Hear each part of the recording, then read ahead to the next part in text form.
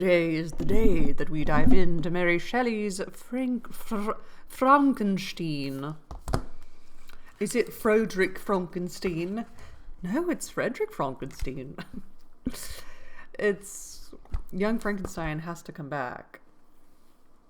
Last video, we learned all about Mary Shelley, or some about Mary Shelley, all about her, obviously, but we learned a little bit about her, and did I read that she, eloped with Mr. Shelley? It's so interesting to think about all the different people who lived around the same time and what they got up to. What did all these people get up to? Jane Austen very much stayed in England, and Mary Shelley was born around the same time, around, and she went off to freaking Sweden? Geneva? And hung out with Lord Byron.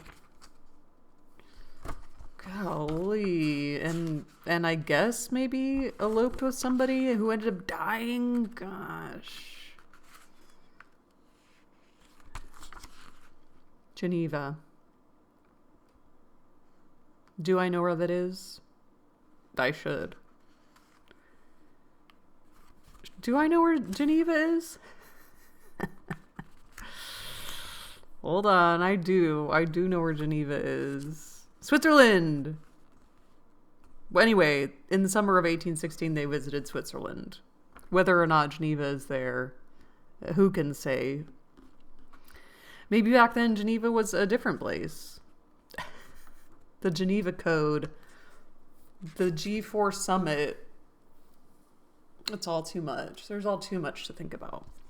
So we're starting with a letter. Letter number 1 we get to read. Still in a British accent, right? To Mrs. Seville, England. St. Petersburg. We're starting in St. Petersburg, Russia. December 11th, 17-something. It's a mystery what year it actually is, but it's in the 1700s. You will rejoice to hear that no disaster has accompanied the commencement of an enterprise which you have regarded with such evil forebodings. I arrived here yesterday, and my first task is to assure my dear sister of my welfare, and increasing confidence in the success of my undertaking. We've got a brother writing to his sister. Oh, that's so sweet. Because she thinks there's evil forebodings. Are we already foreshadowing? The sister is correct. I've got my green ghoul. Green ghoul. Gruel. I am already far north of London, and as I walk in the streets of Petersburg, I feel... Is St. Petersburg in England? I'm already far north of London. Yeah, okay. Maybe it's not Russia. I thought it would be Russia. See, you just never know. Maybe it was Geneva. It was a different Geneva back then. I'm already far north of London, and as I walk in the streets of Petersburg, I feel a cold northern breeze play upon my cheeks, which braces my nerves and fills me with delight. Do you understand this feeling? This breeze which has travelled from the regions towards which I am advancing gives me a foretaste of those icy climes. Inspirited by this wind of promise, my daydreams become more fervent and vivid. I try in vain to be persuaded that the pole is the seat of frost and desolation. It ever presents itself to my imagination as the region of beauty and delight. There, Margaret, the sun is forever visible. It is its broad disk just skirting the horizon and diffusing a perpetual splendor. There, for with your leave, my sister, I will put some trust in preceding navigators. There, snow and frost are banished, and sailing over a calm sea, we may be wafted to a land surpassing in wonders and in beauty every region hitherto discovered on the habitable globe. Its productions and features may be without example, as the phenomena of the heavenly bodies undoubtedly are in those undiscovered solitudes. What may not be expected in a country of eternal light? I may there discover the wondrous power which attracts the needle, and may regulate 1,000 celestial observations that require only this voyage to render their seeming eccentricities consistent forever. I shall satiate my ardent curiosity with the sight of a part of the world never before visited, and may tread a land never before imprinted by the foot of man. These are my enticements, and they are sufficient to conquer all fear of danger or death, and to induce me to commence this laborious voyage with the joy a child feels when he embarks in a little boat with his holiday mates on an expedition of discovery up his native river. I do always wonder in awe of people who, like, surfed the ocean first, or who, like, saw the ocean and was like, I'm just gonna go and everything's gonna be okay. It's actually really exciting. And now we've discovered all these places, but the first people to do it do seem to have a little touch of just a little bit of insanity to them. This is insanity. He said, the North Pole? What could go wrong? It's always light there, and it's going to be incredible. And I'm just like a little kid in his little boat with his mates. You're going to... Whatever. Good for these people. Good for those super driven people. If it were me and my kind, I don't think there'd be any discoveries. I think we would just still be... maybe just discovering fire, which I think is good. Did I finish this paragraph? Native river.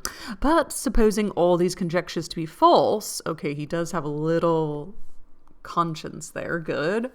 You cannot contest the inestimable benefit which I shall confer on all mankind to the last generation by discovering a passage near the pole to those countries, to reach which at present so many months are requisite, or by ascertaining the secret of the magnet, which, if at all possible, can only be effected by an undertaking such as mine. He's helping humanity. He's here to help all of mankind to the last generation.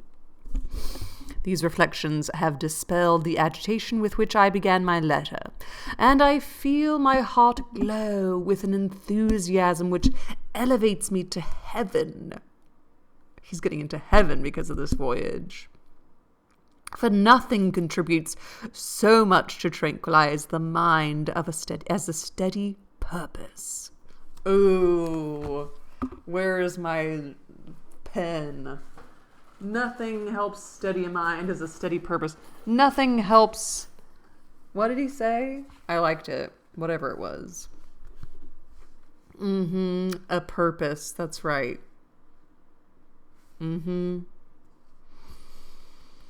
Tranquilize the mind as a steady purpose. A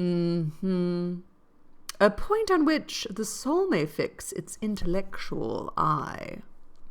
This expedition has been the favorite dream of my early years. I have read with ardor the accounts of the various voyages which have been made in the prospect of arriving at the North Pacific Ocean through the seas which surround the pole. You may remember that a history of all the voyages made for purposes of discovery composed the whole of our good Uncle Thomas's library. My education was neglected, yet I was passionately fond of reading. Same. Now I am, but not when I was younger. These volumes were my study day and night, and my familiarity with them increased that regret which which I had felt as a child on learning that my father's dying injunction had forbidden my uncle to allow me to embark in a seafaring life. Whoa. Family trauma. Inherited trauma. He's like, you cannot go in the ocean. He's like, it's all I want to do, Pops. Duh. That's all I want to do. These visions faded when I perused for the first time those poets whose effusions entranced my soul and lifted it to heaven. This man is passionate. This is a passionate man. I also became a poet, and for 1 year lived in a paradise of my own creation. I imagined that I also might obtain a niche in the temple where the names of Homer and Shakespeare are consecrated. You are well acquainted with my failure and how heavily I bore the disappointment. But just at that time I inherited the fortune of my cousin, and my thoughts were turned into the channel of their earlier bent. 6 years have passed since I resolved on my present undertaking. I can even now remember the hour from which I dedicated myself to this great enterprise. I commenced by inuring my body to hardship. I accompanied the whale fishers on several expeditions to the North Sea. You killed whales, okay? I voluntarily endured cold, famine, thirst, and want of sleep. I often worked harder than the common sailors during the day, and devoted my nights to the study of mathematics, the theory of medicine, and those branches of physical science from which a naval adventurer might derive the greatest practical advantage. Twice I actually hired myself as an undermate in a Greenland whaler, and acquitted myself to admiration. I must own I felt a little proud when my captain offered me the second dignity in the vessel, and entreated me to remain with the greatest earnestness, so valuable did he consider my services. And now, dear Margaret, I do not deserve to accomplish some... And now, dear Margaret, do I not deserve to accomplish some great purpose? My life might have been passed in ease and a luxury, but I preferred glory to every enticement that wealth placed in my path. Oh, that some encouraging voice would answer in the affirmative! My courage and my resolution is firm, but my hopes fluctuate, and my spirits are often depressed. I am about to proceed on a long and difficult voyage, the emergencies of which will demand all my fortitude. I am required not only to raise the spirits of others, but sometimes to sustain my own when theirs are failing.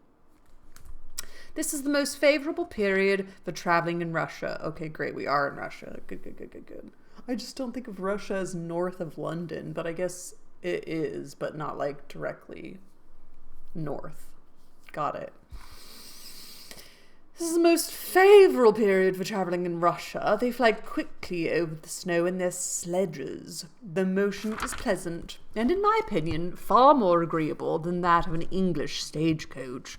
The cold is not excessive if you're wrapped in furs, a dress which I have already adopted, for there's a great difference between walking the deck and remaining seated motionless for hours, when no exercise prevents the blood from actually freezing in your veins. I have no ambition to lose my life on the post road between St. Petersburg and Archangel. I shall depart for the latter town in a fortnight or 3 weeks, and my intention is to hire a ship there, which can easily be done by paying the insurance for the owner, and to engage as many sailors as I think necessary among those who are accustomed to the whale fishing. I do not intend to sail until the month of June, and when shall I return? Ah, dear sister, how can I answer this question? If I succeed, many months, perhaps years, will pass before you and I may meet. If I fail, you will see me again soon, or never. Farewell, my dear, excellent Margaret. Heaven shower down blessings on you and save me, that I may again and again testify my gratitude for all your love and kindness. Your affectionate brother, R. Walton.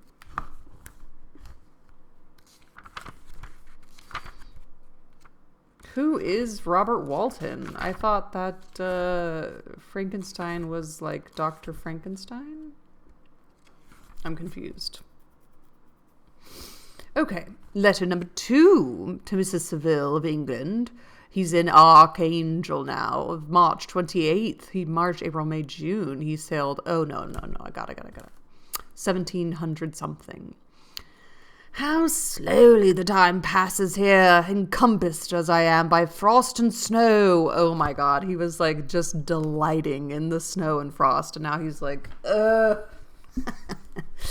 Yet a second step is taken towards my enterprise. I have hired a vessel, and am occupied in collecting my sailors. Those whom I have already engaged appear to be men on whom I can depend and are certainly possessed of dauntless courage.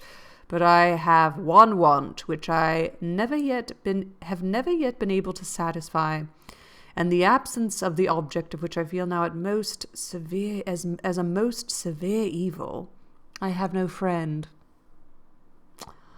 Margaret, when I am glowing with the enthusiasm of success, there will be none to participate in my joy.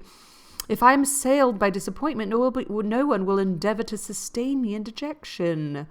I shall commit my thoughts to paper, it is true, but that is a poor medium for the communication of feeling. I desire the company of a man who could sympathize with me, whose eyes would reply to mine. You may deem me romantic, my dear sister, but I bitterly feel the want of a friend. I have no one near me, gentle yet courageous, possessed of a cultivated as well as of a capacious mind, whose tastes are like my own, to approve or amend my plans. How would such a friend repair the faults of your poor brother?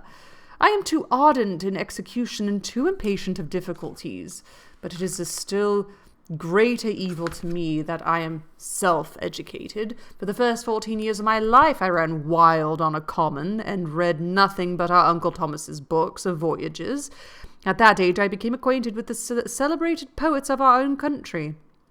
But it was only when it had ceased to be in my power to derive its most important benefits from such a conviction that I perceived the necessity of becoming acquainted with more languages than that of my native country. Now I am 28, and am in reality more illiterate than many schoolboys of 15.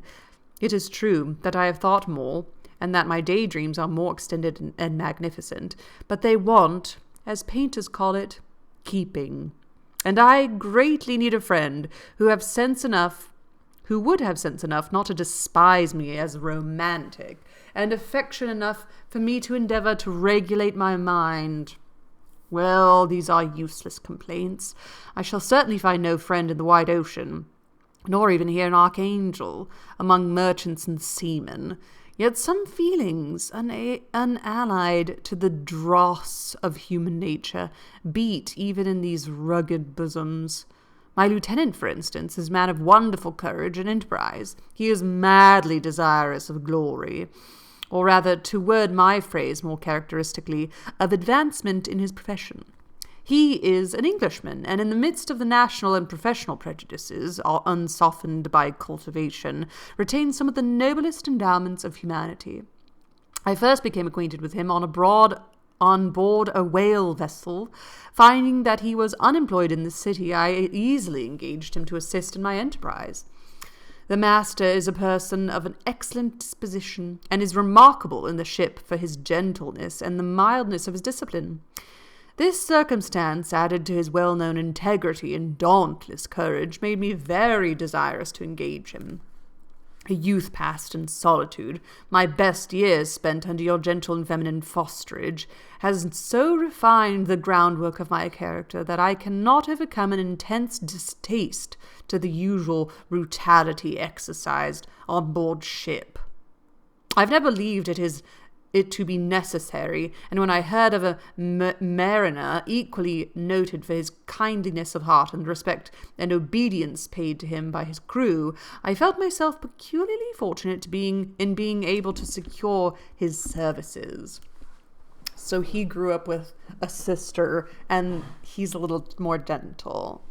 He doesn't really like all the manly camaraderie on a boat that I'm sure... What did guys get up to on whaling boats back in the day? I don't even want to. Nobody wants to know that.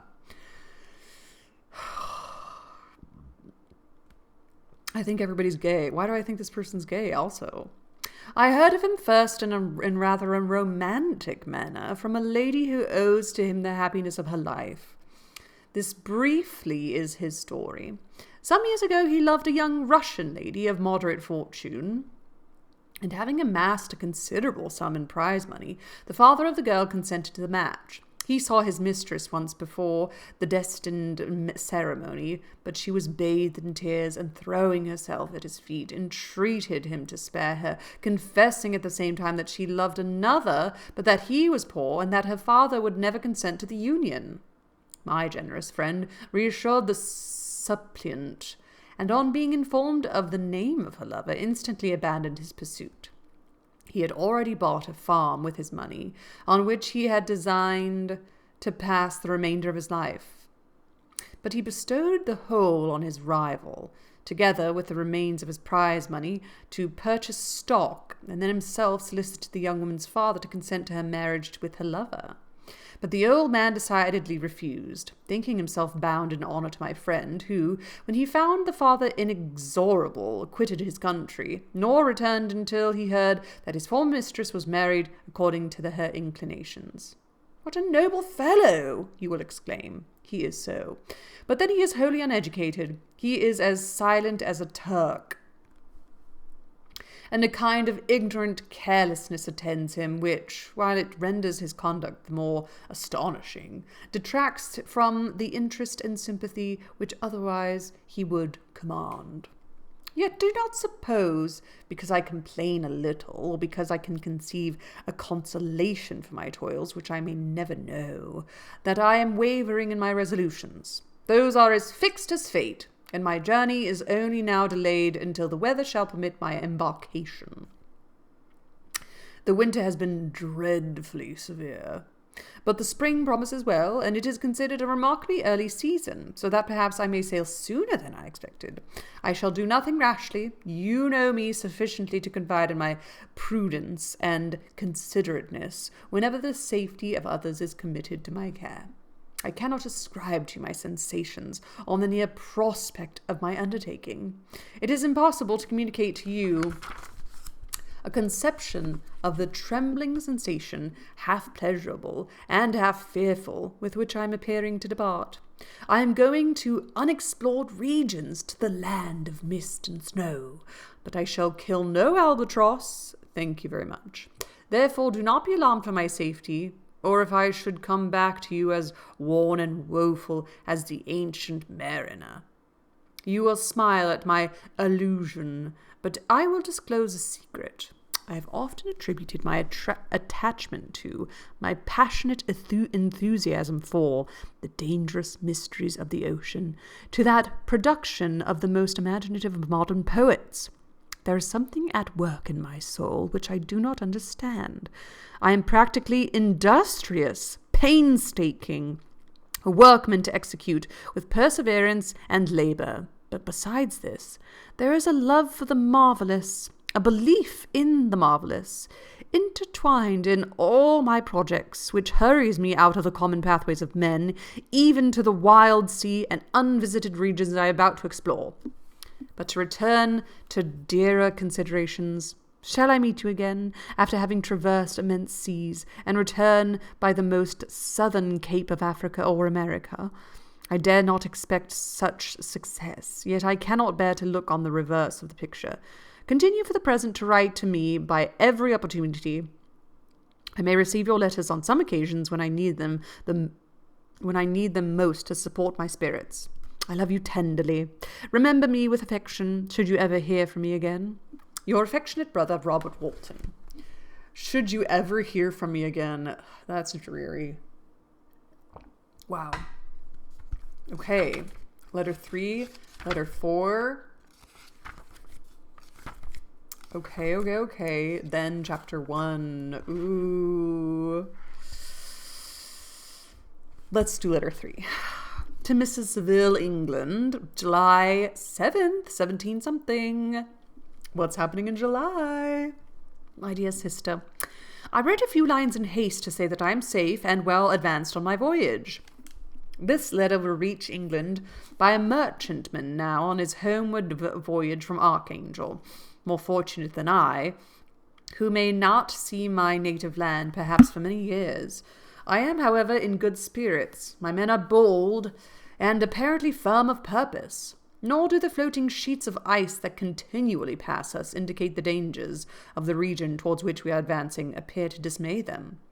We have already reached a very high latitude, but it is the height of summer, and although not so warm as in England, the southern gales which blow us speedily towards those shores which I so ardently desire to attain breathe a degree of renovating warmth which I had not expected. No incidents have hitherto befallen us that would make a figure in letter. One or two stiff gales and the springing of a leak are accidents which experienced navigators scarcely remember to record, and I shall be well content if nothing worse happened to us during our voyage. A leak. Yikes. Adieu, my dear Margaret. Be assured that for my own sake as well as yours, I will not rashly encounter danger. It will be cool, preserving, and prudent. But success shall crown my endeavours. Wherefore not? Thus far I have gone, tracing a secure way over the pathless sea, the very stars themselves being witnesses and testimonies of my triumph.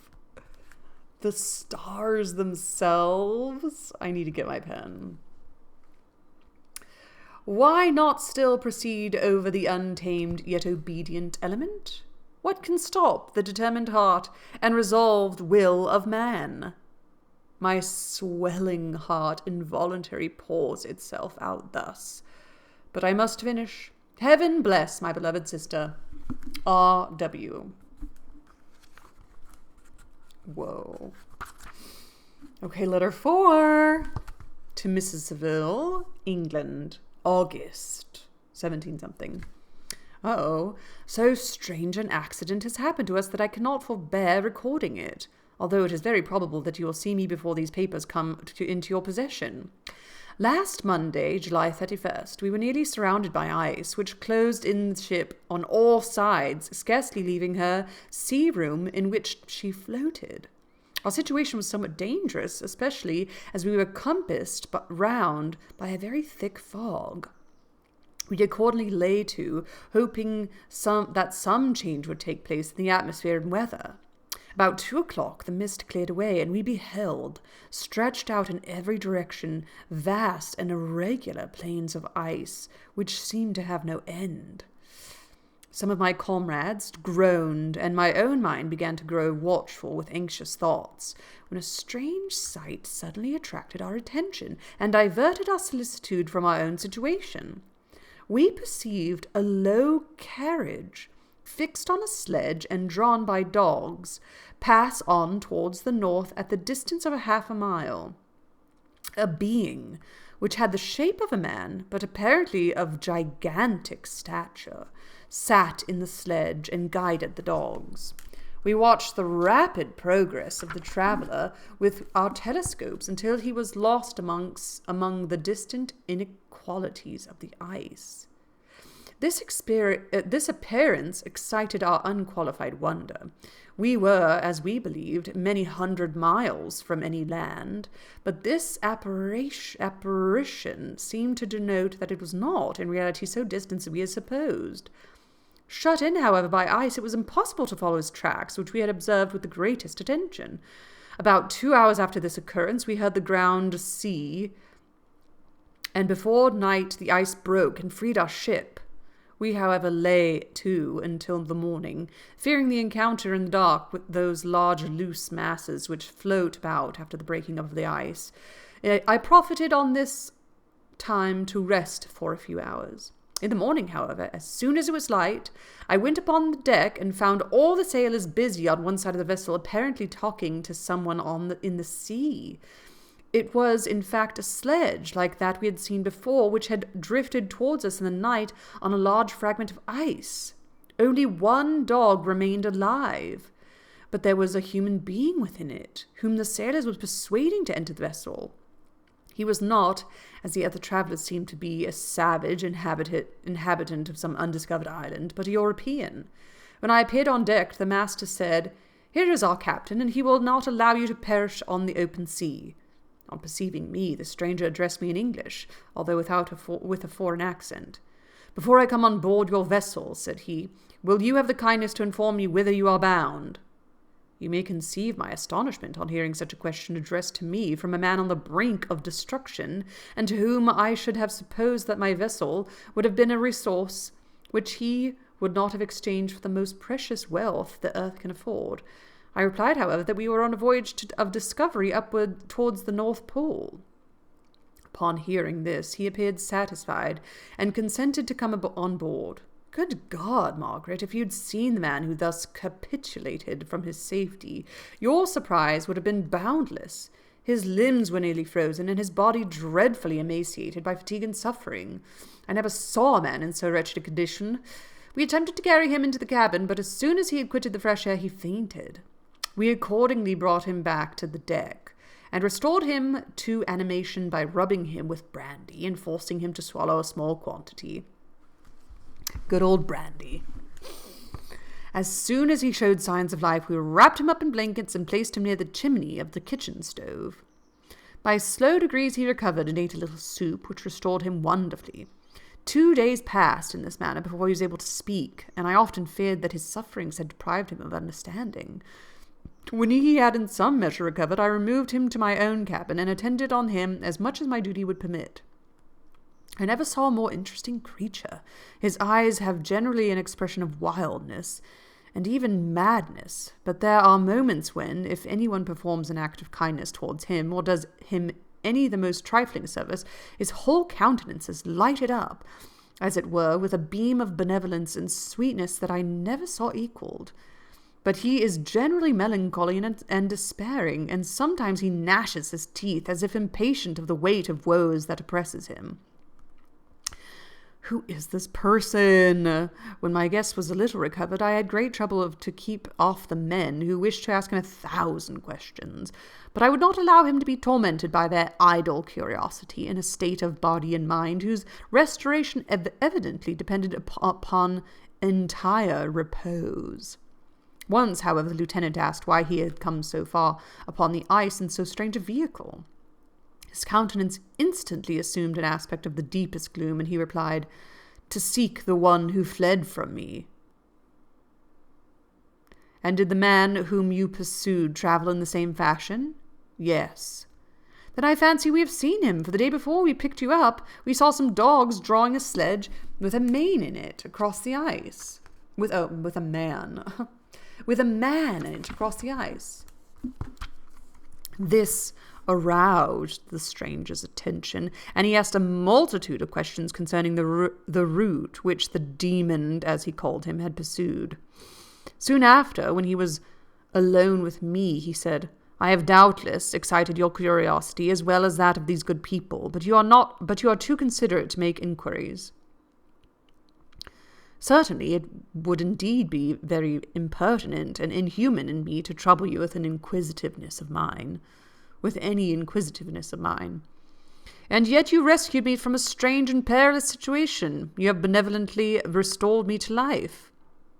Soon after this, he inquired if I thought that the breaking up of the ice had destroyed the other sledge. I replied that I could not answer with any degree of certainty, for the ice had not broken until near midnight, and the traveller might have arrived at a place of safety before that time. But of this I could not judge. From this time a new spirit of life animated the decaying frame of the stranger. He manifested the greatest eagerness to be upon deck, to watch for the sledge which had before appeared, but I have persuaded him to remain in the cabin, for he is far too weak to sustain the rawness of the atmosphere. I have promised that some one should watch for him and give him instant notice if any new object should appear in sight. Such is my journal of what relates to this strange occurrence up to the present day. The stranger has gradually improved in health, but is very silent and appears uneasy when anyone except myself enters the cabin. Yet his manners are so conciliating and gentle that the sailors are all interested in him, although they have had very little communication with him. For my own part, I begin to love him as a brother, and his constant and deep grief fills me with sympathy and compassion.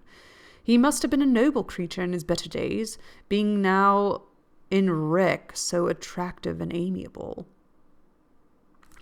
I said in one of my letters, my dear Margaret, that I should not find no friend on the wide ocean, yet I have found a man who, before his spirit had been broken by misery, I should have been happy to have possessed as the brother of my heart. I should continue my journal concerning the stranger at intervals, should I have any fresh incidents to record. August the 13th, 17 whatever. My affection for my guest increases every day. He excites at once my admiration and my pity to an astonishing degree. How can I see so noble a creature destroyed by misery without feeling the most poignant grief? He is so gentle, yet so wise. His mind is so cultivated, and when he speaks, although his words are cold, with the choicest art, yet they flow with rapidity and unparalleled eloquence. He is now much recovered from his illness, and is continually on deck, apparently watching for the sledge that preceded his own. Yet, although unhappy, he is not so utterly occupied by his own misery, but that he interests himself deeply in the projects of others. He has frequently conversed with me on mine, which I have communicated to him without disguise. He entered attentively into all my arguments in favour of my eventual success, and into every minute detail of the measures I had taken to secure it. I was easily led by the sympathy which he evinced to use the language of my heart, to give utterance to the burning ardour of my soul, and to say, with all the fervour that warmed me, how gladly I would sacrifice my fortune, my existence, my every hope, to the furtherance of my enterprise. One man's life or death were but a small price to pay for the acquirement of the knowledge which I sought, for the dominion I should acquire and transmit over the elemental foes of our race. As I spoke, a dark gloom spread over my listener's countenance. At first I perceived that he tried to suppress his emotion. He placed his hands before his eyes, and my voice quivered and failed me as I beheld tears trickle fast from between his fingers. A groan burst from his heaving breast. I paused. At length he spoke in broken accents. "Unhappy man! Do you share my madness? Have you drunk also of the intoxicating draught? Hear me, let me reveal my tale, and you will dash the cup from your lips." Such words, you may imagine, strongly excited my curiosity, but the paroxysm of grief that had seized the stranger overcame his weakened powers, and many hours of repose and tranquil conversation were necessary to restore his composure. Having conquered the violence of his feelings, he appeared to despise himself for being the slave of passion, and quelling the dark tyranny of despair, he led me again to converse concerning myself personally. He asked me the history of my earlier years. The tale was quickly told, but it awakened various trains of reflection. I spoke of my desire of finding a friend, of my thirst for a more intimate sympathy with a fellow mind than had ever fallen to my lot, and expressed my conviction that a man could boast of little happiness who did not enjoy this blessing. "I agree with you," replied the stranger. "We are unfashioned creatures, but half made up, if one wiser, better, dearer than ourselves. Such a friend ought to be. Do not lend his aid to perfectionate our weak and faulty natures. I once had a friend, the most noble of human creatures, and am entitled, therefore, to judge respecting friendship. You have hope, and the world before you, and have no cause for despair. But I have lost everything, and cannot begin life anew." As he said this, his countenance became expressive of a calm, settled grief that touched me to the heart. But he was silent, and presently retired to his cabin. Even broken in spirit as he is, no one can feel more deeply than he does the beauties of nature, the starry sky, the sea, and every sight afforded by these wonderful regions seems still to have the power of elevating his soul from earth. Such a man has double existence. He may suffer misery and be overwhelmed by disappointments, yet when he has retired into himself, he will be like a celestial spirit that has a halo around him, within whose circle no grief or folly ventures. Will you smile at the enthusiasm I express concerning this divine wanderer? You would not if you saw him. You have been tortured and refined by books and retirement from the world, and you are therefore somewhat fastidious, but this only renders you the more fit to appreciate the extraordinary merits of this wonderful man. Sometimes I have endeavoured to discover what quality it is he possesses that elevates him so immeasurably above any other person I ever knew. I believe it to be an intuitive discernment, a quick but never failing power of judgment, a penetration into the causes of things, unequalled for clearness and precision, and to this a faculty of expression and a voice whose varied intonations are soul-subduing music. August 19th, 17 whatever. Yesterday the stranger said to me, we still don't know the stranger's name, is that right? We don't know his name. Okay. He said, you may easily perceive, Captain Walton, that I have suffered a great and unparalleled misfortunes. I had determined at one time that the memory of these evils should die with me, but you have won me to alter my determination. You seek for knowledge and wisdom as I once did, and I ardently hope that the gratification for your wishes may not be a serpent to sting you as mine has been. I do not know that the relation of my disasters will be useful to you, yet when I reflect that you are pursuing the same course, exposing yourself to the same dangers which have rendered me what I am, I imagine that you may deduce an apt moral from my tale, one that may direct you if you succeed in your undertaking, and console you in case of failure. Prepare to hear of occurrences which are usually deemed marvellous. Were we among the tamer scenes of nature, I might fear to encounter your unbelief, perhaps your ridicule. But many things will appear possible in these wild and mysterious regions, which would provoke the laughter of those unacquainted with the ever-varied powers of nature. Nor can I doubt but that my tale conveys it in its series internal evidence of the truth of the events of which it is composed. You may easily imagine that I was much gratified by the offered communication, yet I could not endure that he should renew his grief by a recital of his misfortunes. I felt the greatest eagerness to hear the promised narrative, partly from curiosity and partly from a strong desire to ameliorate his fate if it were in my power. I expressed these feelings in my answer. I thank you, he replied, for your sympathy, but it is useless. My fate is nearly fulfilled. I wait but for one event, and then I shall repose in peace. I understand your feeling, he continued, perceiving that I wished to interrupt him, but you are mistaken, my friend, if thus you will allow me to name you. Nothing can alter my destiny. Listen to my history, and you will perceive how irrevocably it is determined.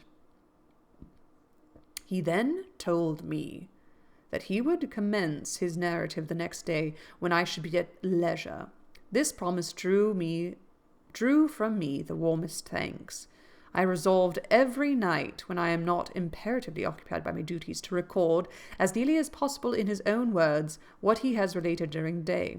If I should be engaged, I will at least make notes.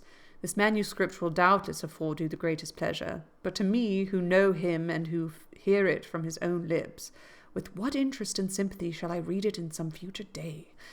Even now, as I commence my task, his full-toned voice swells in my ears. His lustrous eyes dwell on me with all their melancholy sweetness. I see his thin hand raised in animation, while the lineaments of his face are irradiated by the soul within. Strange and harrowing must be his story, frightful the storm which embarked the gallant vessel on its course and wrecked it thus.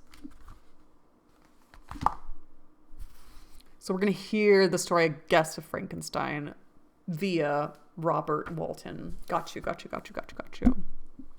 Join me next time for the very first chapter of Frankenstein by Mary Shelley. Happy reading to you all, and ta-da!